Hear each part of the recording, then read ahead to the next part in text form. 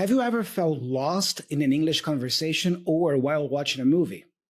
Then you need to develop stronger listening skills.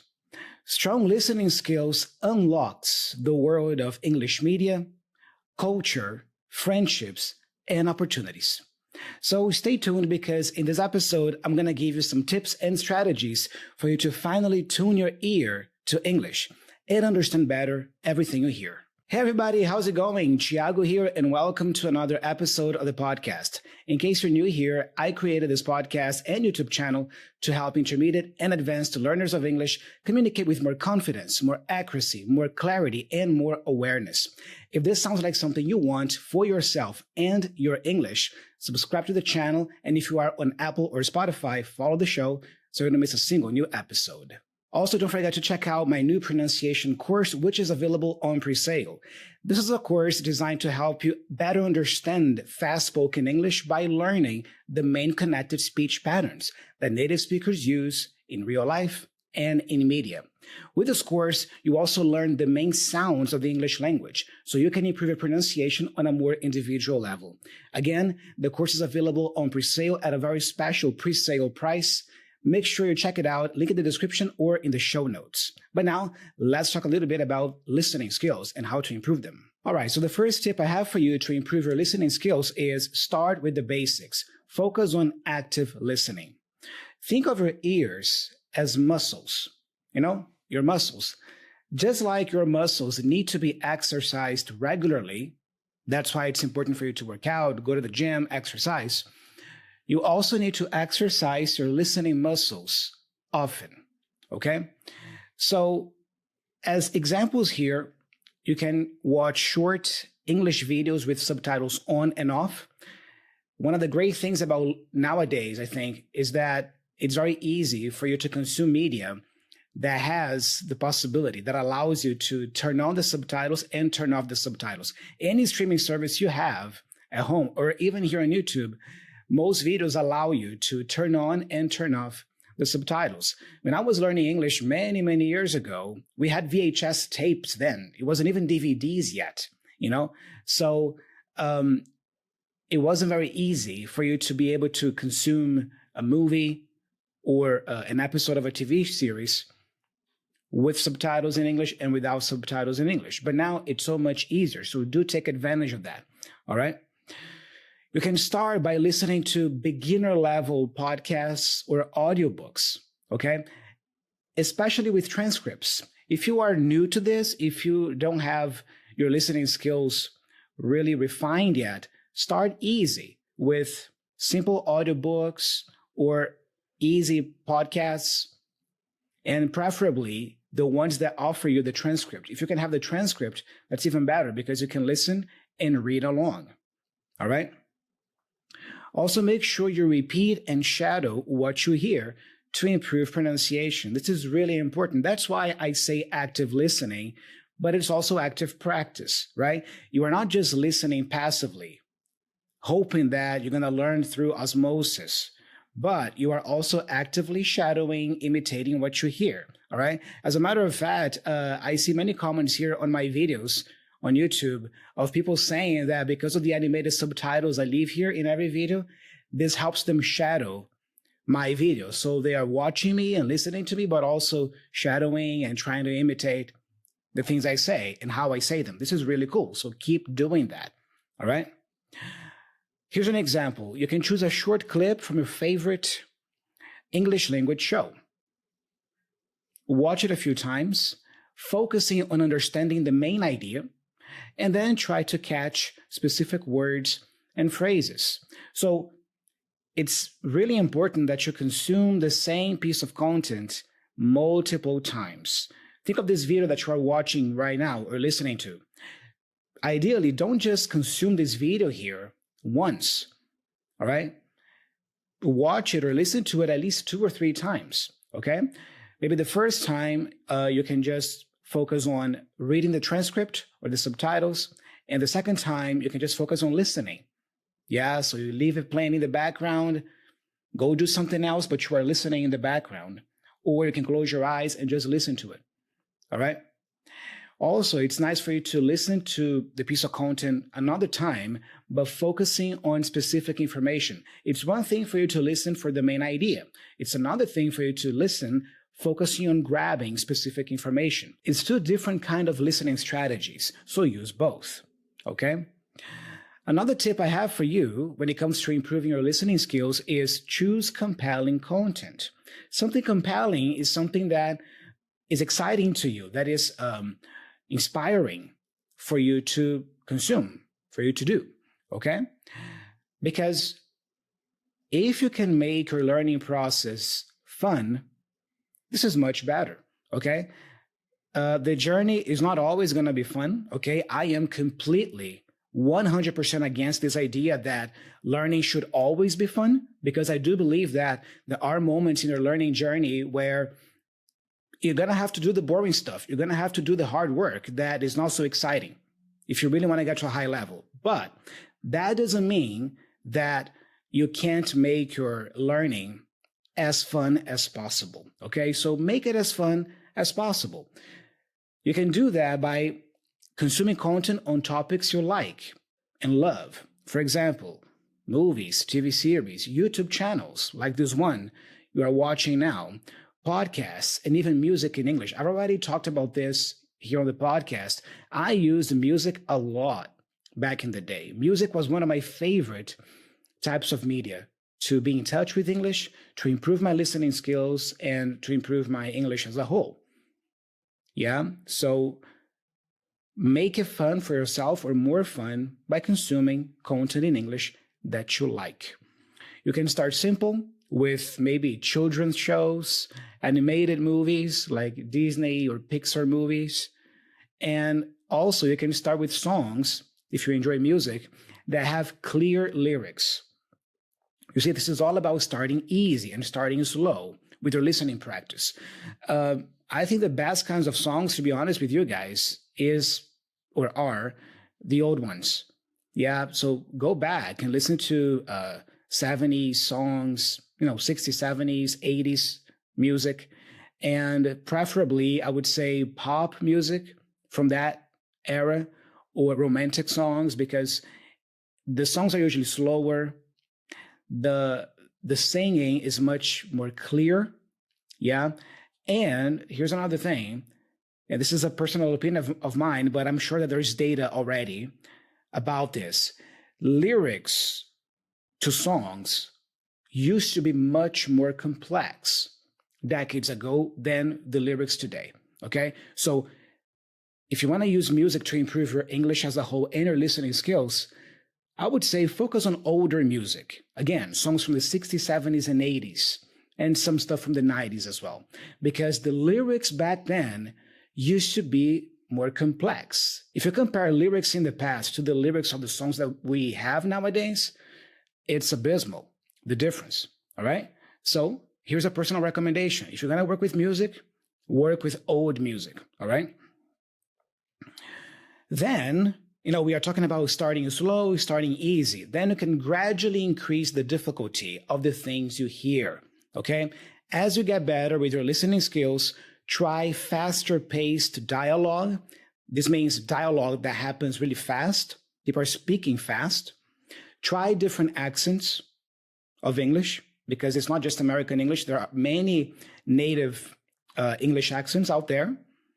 And also try more complex topics, okay? Look, about the accents, I'm going to share with you what I did, okay? And you decide if it makes sense for yourself to do that or not. I'm not going to say that this is the right way to do stuff, okay? I'm just going to share with you what I did, okay, when it comes to accents. For me, guys, personally, I guess it's obvious to you that my English is heavily influenced by American English, okay? Do I speak English like an American? No. I am a Brazilian guy who speaks English with a Brazilian accent, but my English, the way I speak English, is heavily influenced by American English, okay? What I did in the past was, since American English was my personal favorite variant of English, I prioritized consuming content only in American English first. That's what I did for some time, So what I did was I adopted American English, standard American English, I'm saying, okay, the standard one, as my reference. It's the reference that I have.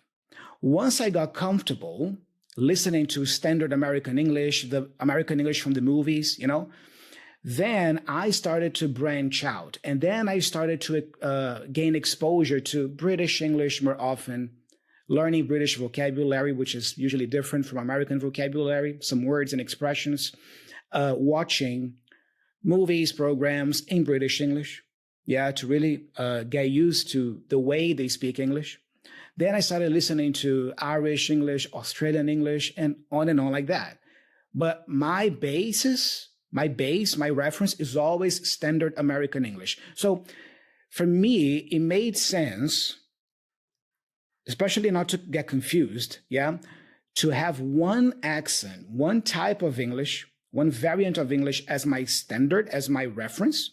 And then from that point, branch out to other accents and gain exposure to other accents. You don't have to do that, okay? If you want, you can just, consume all kinds of accents all the time, no problem. But for me, it made sense to do that because I'm a very pragmatic person as well. So I like to do something first. Once I feel like I got the hang of that, then I move on to the next thing. So for me, that's how it worked. But I'm not going to say that that's the right approach. It's just how I did it. One comment about more complex topics.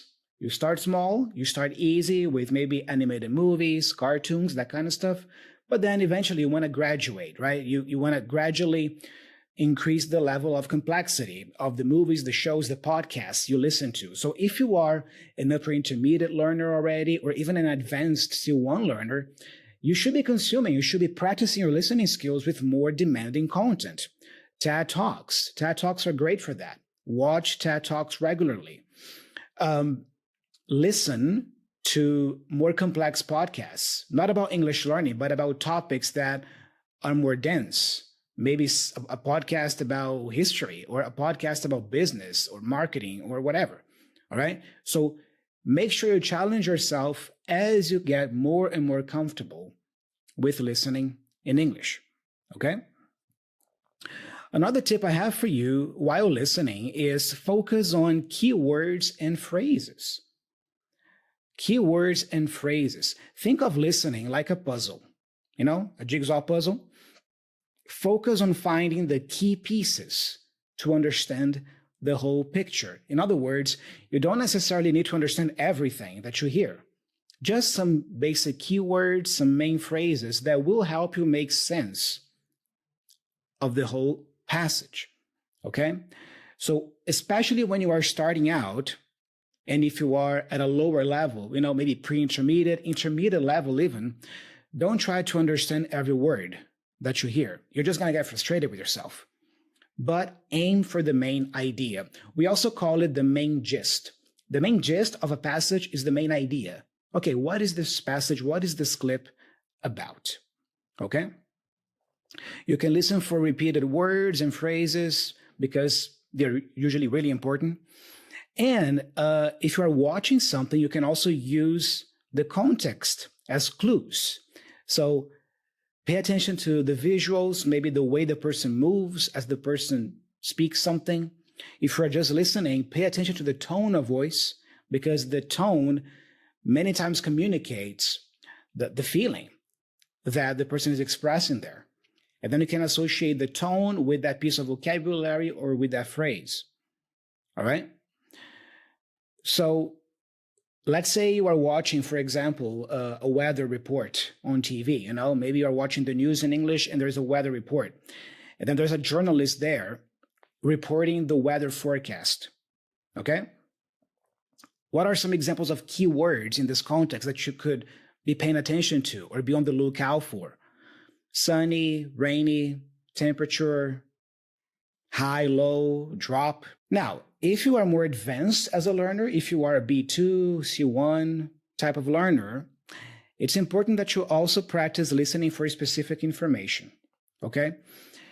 It comes to a point in your journey where just listening for the main idea, just understanding the main idea of a clip, for example, is not enough for you.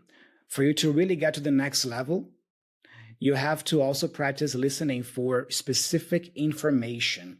Okay? Again, here on my channel, I usually get comments from people saying, Thiago, it's amazing because I can understand 100% of what you're saying. I understand everything you say.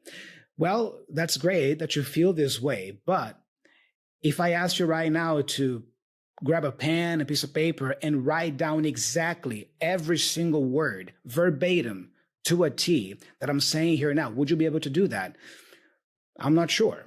Okay? Because again, it's one thing for you to listen for gist, listen for the main idea of what I'm saying here. It's another thing for you to pay attention and really catch every single word I'm using here. Okay? This is also very important for you to practice listening for specific information. Let me give you one example here. Imagine you have a job in English, and then your boss comes to you, your American boss comes to you and says, hey, make sure you send the report no sooner than Wednesday. Okay? I'll say that again. Make sure you send the report no sooner than Wednesday. If you are used as a learner to only listening for the main idea, you might just focus here on the keywords, right? Okay, send report Wednesday. Got it, boss. I'm going to do that. And then imagine it's Monday, okay? It's the Monday before the deadline, the Monday before Wednesday. And then you've already finished the report.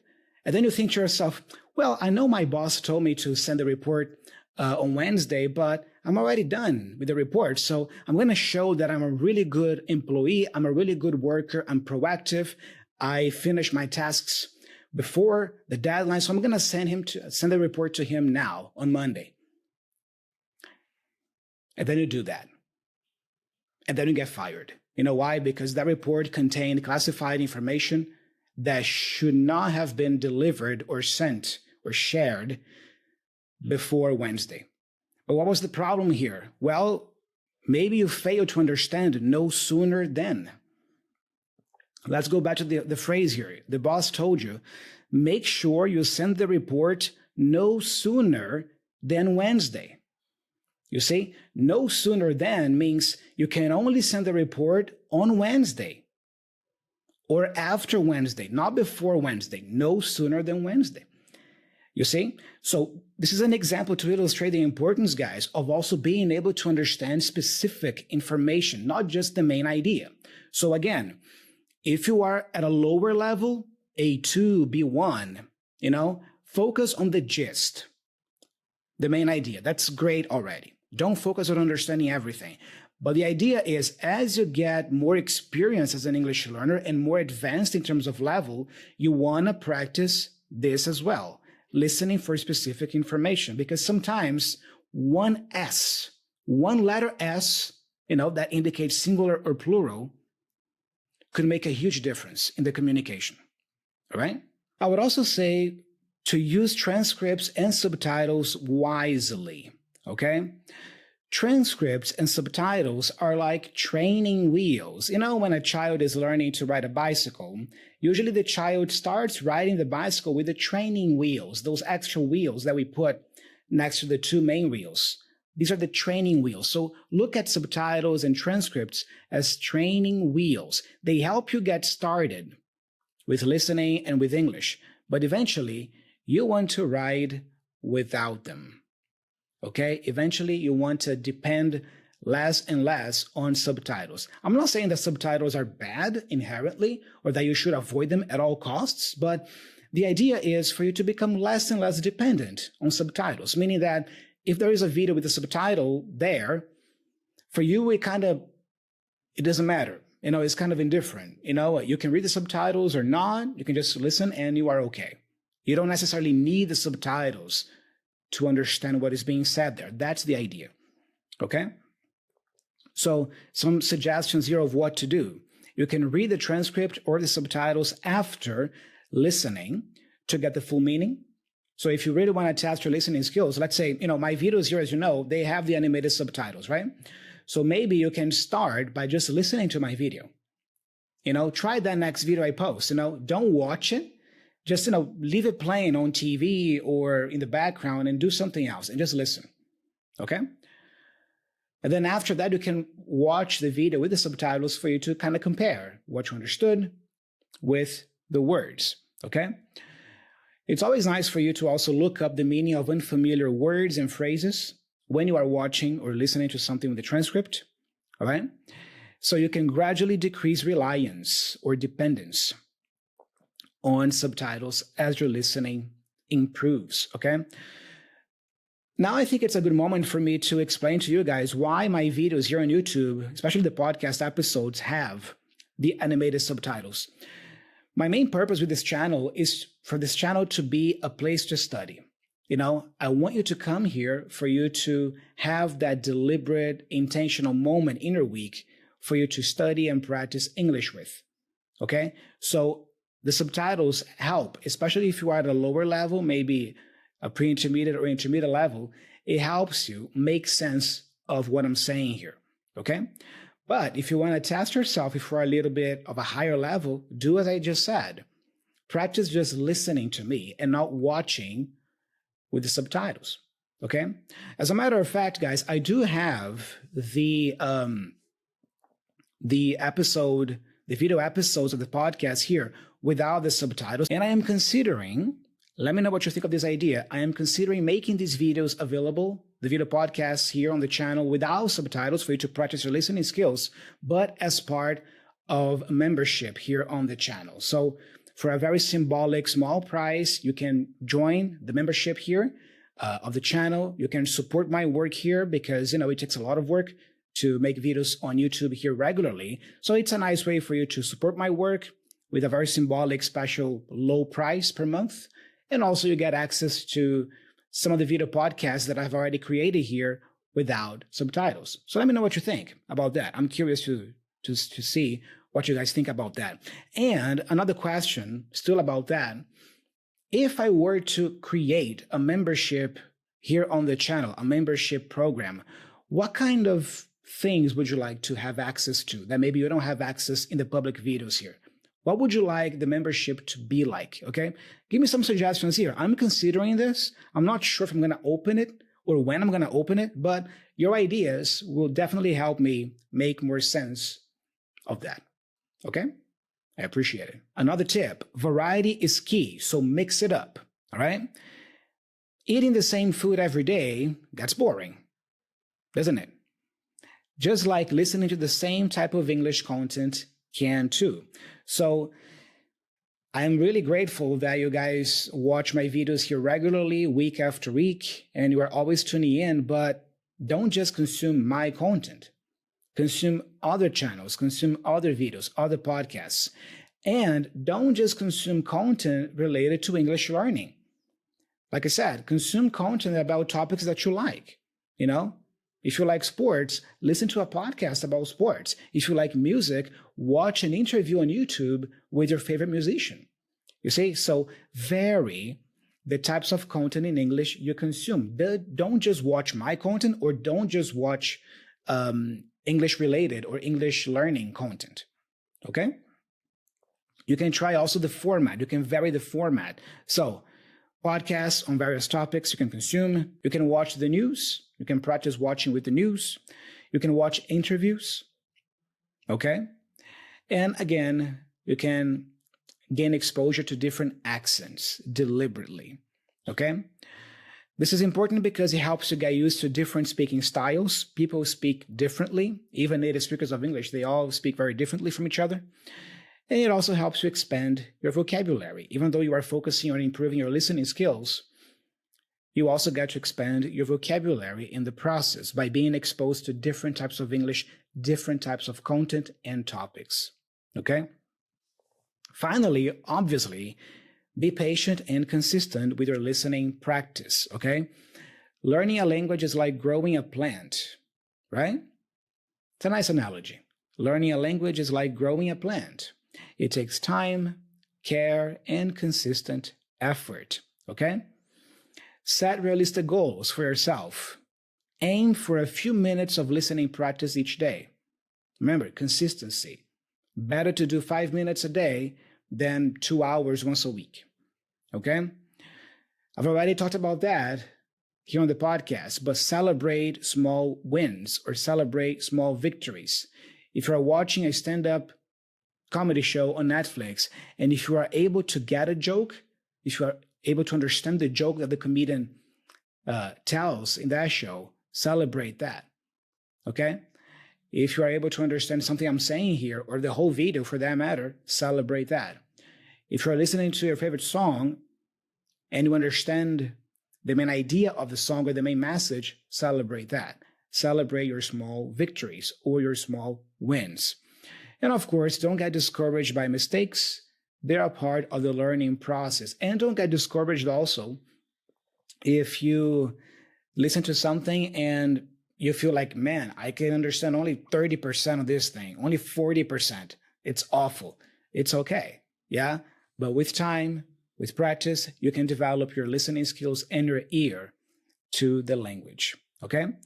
So guys, just to recap here, the tips to improve your listening skills very quickly.